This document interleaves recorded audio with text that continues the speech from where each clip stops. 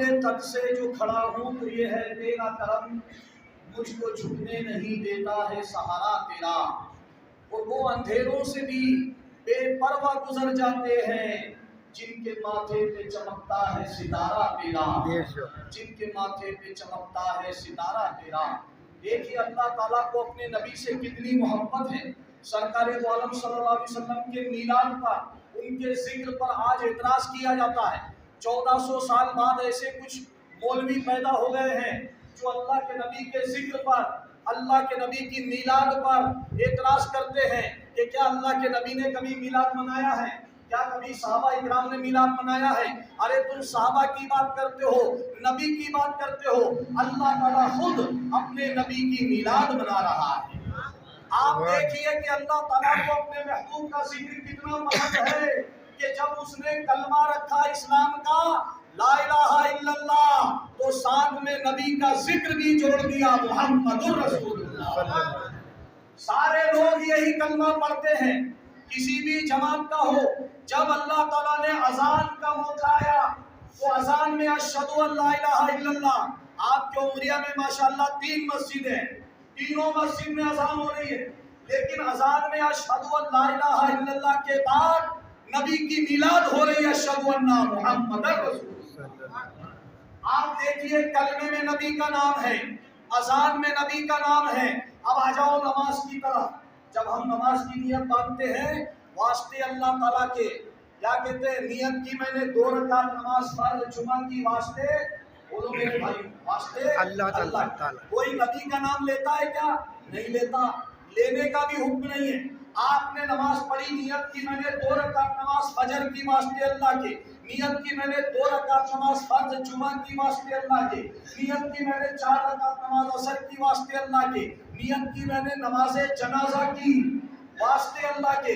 کوئی نبی کا نام نہیں لیتا اور نہ لینے کا حکم ہے، لیکن اسی نماز میں جب ہم قاعدے میں بیٹھ جاتے ہیں، قاعدے کے اندر بیٹھ جاتے ہیں، تو اللہ تعالیٰ فرماتا ہے بندے جب تو نے نماز شروع کی تھی تو میرے لیے شروع کی تھی، تیری نماز میرے لیے، تیرا رکوع میرے لیے، تیرا سجدہ میرے لیے، لیکن اب تو قاعدے میں بیٹھ گیا ہے۔ اب کان کھول کے سن، تو نے نماز شروع کی تھی میرے لیے، اب اسی نماز میں میرے نبی پر درود و سلام پڑھ، میرے نبی کا میلاد پڑھ۔ اگر تو میرے نبی پر میلاد نہیں پڑھے گا تو میں تیری نماز قبول نہیں کروں گا۔ نماز میں نبی کی میلاد۔ اب آپ اندازہ فرمائیں، آج ہمارے بھائی جو بھولے بھالے بھائی ہیں، لا علم ہیں، کہ ارے نبی کا نام اللہ سے ملا دیا تھا۔ بتاؤ کلمے میں نبی کا نام اللہ سے کس نے ملایا؟ کیا کسی ملا نے ملایا یا اللہ نے ملایا؟ اذان میں نبی کا نام کس نے ملایا؟ نماز میں نبی کا ذکر ہے، اذان میں نبی کا ذکر ہے، اور قرآن میں اللہ اکبر، ہم نے قرآن پڑھا ہی کہا ہے۔ ہم جب بھی قرآن پڑھیں تو ترجمے کے ساتھ قرآن پڑھیں۔ اسی قرآن میں اللہ تعالیٰ نبی کا ذکر کر رہا ہے اور فرما رہا ہے وَمَا أَرْسَلْنَاكَ إِلَّا رَحْمَةً لِّلْعَالَمِينَ، اے محبوب ہم نے ساری کائنات کے لیے آپ کو رحمت بنا کر بھیجا ہے۔ اسی قرآن میں اللہ فرماتا ہے قَدْ جَاءَكُم مِّنَ اللَّهِ نُورٌ وَكِتَابٌ مُّبِينٌ۔ اسی قرآن میں اللہ کہیں پر یاسین کہتا ہے، کہیں پر طٰہٰ کہتا ہے، کہیں پر فرماتا ہے یا ایھا الرسول انا ارسلناک شاہدا ومبشرا ونذیرا وداعیا الی اللہ بإذنہ وسراجا منیرا۔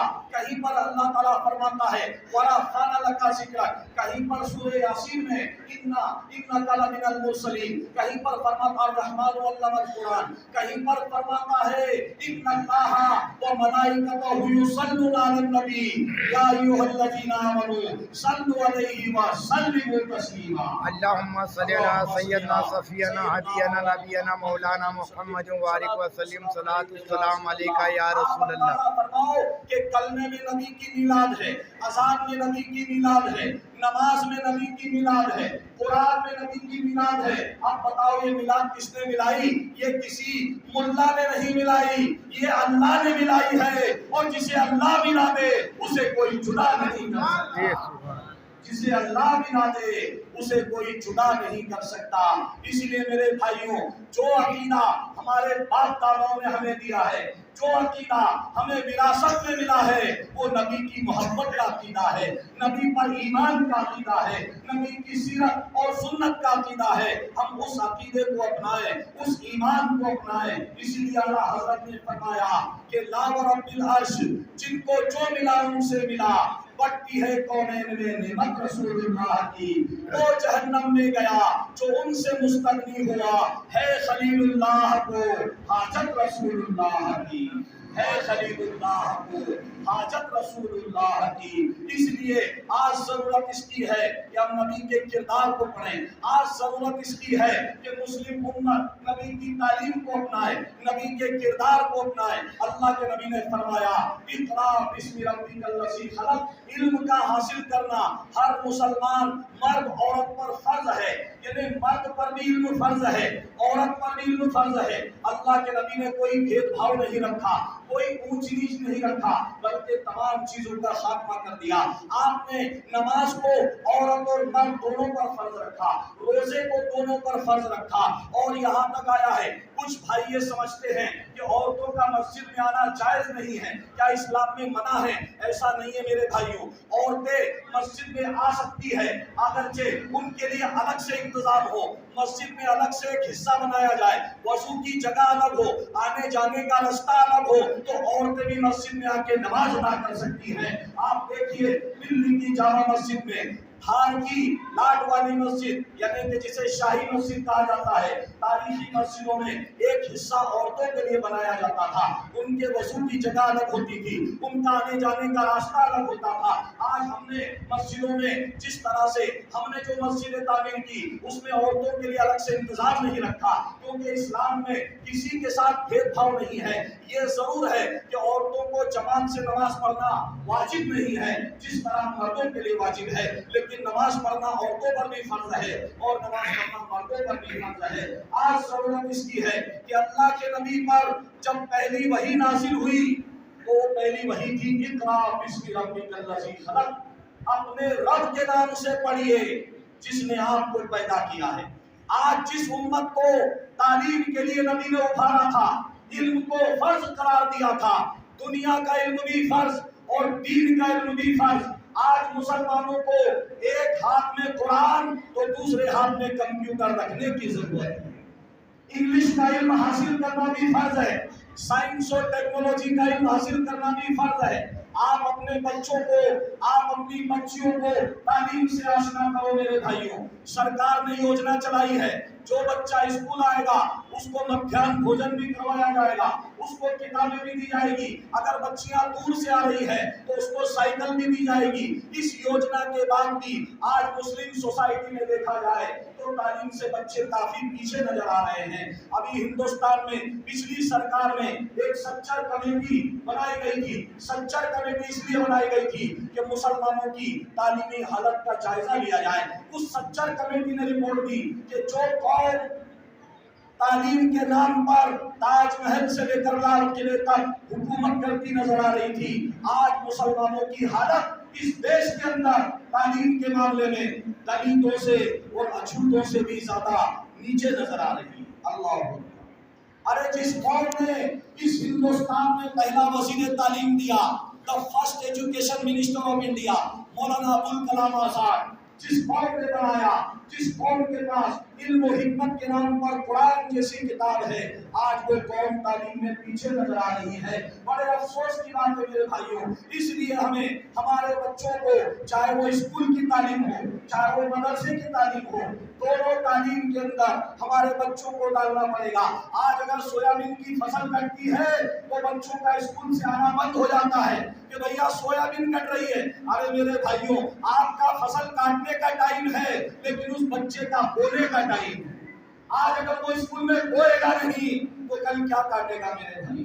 اس لیے فصل کے معاملے میں یا تہوار کے معاملے میں آپ اپنے بچوں کی تعلیم کا نقصان نہ کریں، ان کی پڑھائی کا نقصان نہ کریں۔ آپ زیادہ سے زیادہ اسکولوں میں بھیجیں، سرکاری اسکول ہو یا پرائیویٹ اسکول ہو، کہیں پر بھی آپ بھیجیں، لیکن اپنے بچوں کو تعلیم سے آشنا کریں، اپنے بچوں کو اسکول کی تعلیم سے، مدرسے کی تعلیم سے، بچہ ہو یا بچی ہو، کیونکہ بچہ تعلیم یافتہ ہوتا ہے تو ایک فرد تعلیم پاتا ہے، اور اگر لڑکی تعلیم یافتہ ہوتی ہے تو ایک خاندان تعلیم پاتا ہے۔ اس لیے دونوں کے لیے علم کا حاصل کرنا ضروری ہے۔ آپ حضرات سے میری گزارش ہے کہ ہم اپنے بچوں کو تعلیم کے میدان میں آگے بڑھائیں۔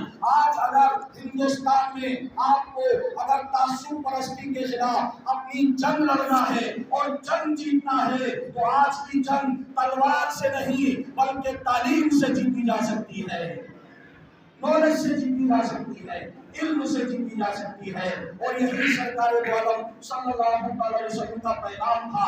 2 منٹ اور لے کر اپنی بات کو ختم کرتا ہوں۔ آج ہم نبی اکرم صلی اللہ علیہ وسلم سے محبت کا دم بھرتے ہیں، پیغمبر اسلام سے ہماری محبت ایسی ہونی چاہیے کہ ہمارا مال، ہماری جان، ہمارا خاندان، ہمارا کیریئر سب کچھ اس مشن کے لیے لگ جائے جس مشن کو لے کر پیغمبر اسلام تشریف لائے ہیں۔ اس مشن کو ہمارے دنیا کے لوگوں میں، ہمارے غیر مسلم بھائیوں میں اس پیغام کو آگے بڑھائیں۔ ابھی ہم نے برنگر کے اندر مسجد پریچے کاریکرم کا آیوجن کیا جس میں ہمارے غیر مسلم بھائیوں کو مسجد کی گتیویدھی بتائی گئی کہ نماز کس طرح ہوتی ہے، اذان کا مطلب کیا ہے، مسلمان مسجد میں آ کر کس طرح عبادت کرتے ہیں، مسجد کے اندر کیا ایکٹیویٹیز کی جاتی ہے۔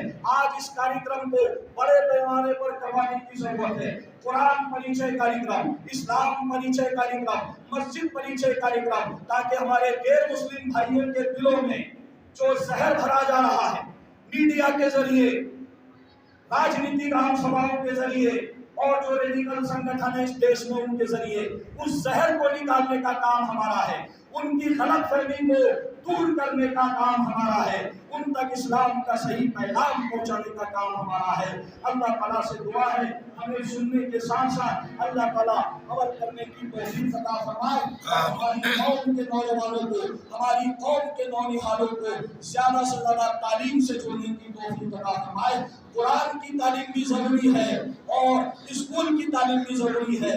آج اسکولوں میں بدقسمتی سے ایک سماج کی تعلیم کو بڑھاوا دیا جا رہا ہے۔ آج اسکولوں میں ایسے کفری کام کروائے جاتے ہیں جس سے بچے کا ایمان خطرے میں پڑ جائے۔ اس ایمان کی حفاظت اگر کرنی ہو تو ہمیں قرآن کی تعلیم دلانی پڑے گی، ہمیں اسلام کی تعلیم دلانی پڑے گی۔ ہم انہیں بتائیں کہ اللہ تعالیٰ کے سوا کوئی معبود نہیں اور محمد رسول اللہ صلی اللہ علیہ وسلم اس کے رسول ہیں۔ مسلمان عبادت کرتا ہے، ایک خدا کی عبادت کرتا ہے، اس کے سوا کسی کے سامنے نہیں جھکتا، اور کلمہ پڑھتا ہے تو نبی اکرم صلی اللہ علیہ وسلم کا کلمہ پڑھتا ہے۔ اس لیے میرے بھائیوں، اپنے بچوں کو زیادہ سے زیادہ آپ تعلیم سے جوڑیں۔ آپ کے گاؤں میں مدرسہ بھی ماشاءاللہ اور اسکول بھی موجود ہے، اور صرف آپ کے گاؤں تک نہیں بلکہ پورے مسلمانوں کو آج اپنے بچوں کو تعلیم سے جوڑنے کی ضرورت ہے، اور اسکول کی تعلیم ہو یا مدرسے کی تعلیم ہو۔ اللہ تعالیٰ سے دعا ہے کہ مولا کریم تمام مسلمانوں کو علم حاصل کرنے کی توفیق عطا فرمائے، قرآن کا علم حاصل کرنے کی توفیق عطا فرمائے، اسکول کا اور دنیاوی تعلیم حاصل کرنے کی توفیق عطا فرمائے۔ وما علینا الا البلاغ، سنت ادا کرنا۔